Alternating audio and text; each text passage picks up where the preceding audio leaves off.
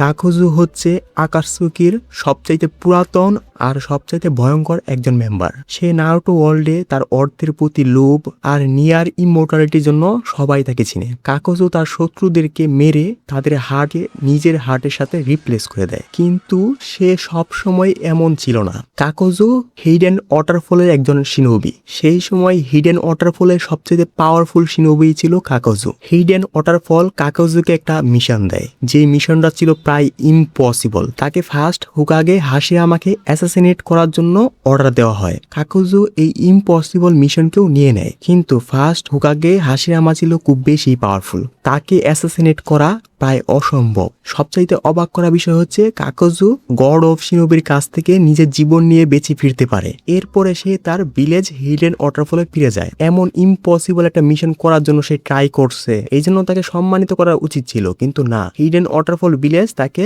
জেলখানায় আটকে রাখে। এমনকি তাকে এক্সিকিউট করার চিন্তা ভাবনাও চলছিল। সেই জন্য কাকুজু জেলখানা থেকে পালিয়ে যায়, আর সে তার ভিলেজের সব এল্ডারদেরকে মেরে ফেলে আর একটা ফরবিডেন টেকনিক নিয়ে পালিয়ে যায়। এই টেকনিকটার নাম হচ্ছে আর্থ গার্ডস ফিয়ার। এই ফরবিডেন টেকনিক শিকার কারণে কাকুজুর পুরো শরীর পাল্টে যায়। তার শরীরের ফ্ল্যাশ, এমনকি তার শিরা ও উপশিরা সবকিছু কালো থ্রেডে পরিণত হয়। তার শরীরের ভিতরে খুব কম অর্গানে আছে যেটা জীবিত, কারণ তার শরীরের বেশিরভাগ অঙ্গ প্রত্যঙ্গই কালো থ্রেডে পরিণত হয়েছে। মূলত এই টেকনিকের কারণে কাকুজুর লাইফ স্প্যান অনেক বেড়ে যায়, আর সে একজন নিয়ার ইমমর্টাল হয়ে যায়। তার শরীরে 5টা হার্ট ছিল।